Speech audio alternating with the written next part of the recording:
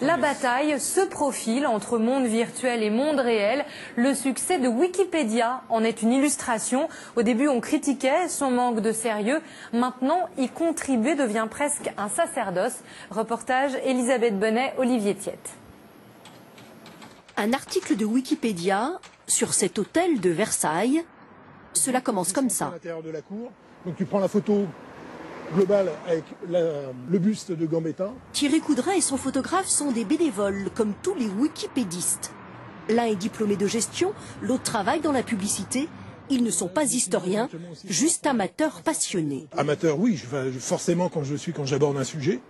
Mais à force de contribuer sur Wikipédia, vous avez un process de fonctionnement, vous allez devenir de plus en plus encyclopédiste.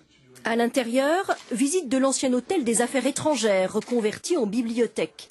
Thierry Coudray en profite pour vérifier quelques informations auprès de la conservatrice. Les ministres, c'est là où Choiseul recevait les ambassadeurs étrangers. C'est là où les ministres des Affaires étrangères pouvaient recevoir certains de leurs visiteurs. Ces rencontres, comme ce livre, sont précieux pour la rédaction de son article. Car à chaque information, Thierry doit indiquer la référence qui garantit la rigueur de son travail.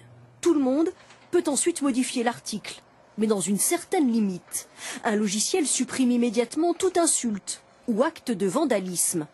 Et les internautes se contrôlent entre eux. Vous ne pouvez pas mettre n'importe quoi, il y a un certain nombre de règles et un certain nombre de contributeurs qui passeront derrière, qui vérifieront. Et c'est ce nombre, cette masse, qui va faire que l'article va se construire à fur et à mesure et va devenir de plus en plus juste et de plus en plus pertinent.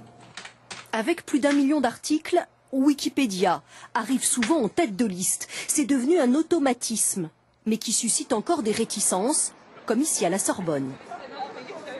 On nous dit souvent de ne pas l'utiliser justement en cours, tout ça, de nous méfier de cette source.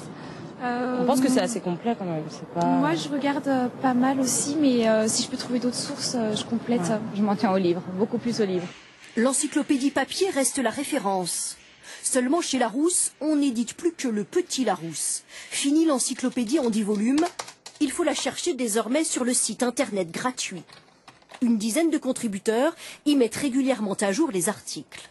Larousse est garant, c'est d'ailleurs l'image de référence que l'on a, est garant d'un certain sérieux, d'une très grande qualité, à la fois dans les textes, dans l'iconographie, dans le choix éventuellement des animations 3D. Avec un historien, nous avons voulu comparer les encyclopédies en ligne autour de l'article sur le général de Gaulle. Éric Roussel a lu l'article de Wikipédia, celui de Larousse et celui de l'encyclopédie Universalis, la seule à faire payer son site. Le plus complet est incontestablement celui de Wikipédia, qui m'a paru très détaillé, évoquant un certain nombre de choses qui ne sont pas habituellement évoquées, des points par exemple les débuts de la France libre. Les deux autres articles sont intéressants, mais sont plus synthétiques et sont plus proches finalement de ce qu'on lit habituellement dans les dictionnaires. Wikipédia n'est pas écrit par des grands hommes, mais ce qui était une utopie est devenu le 5e site le plus visité en France.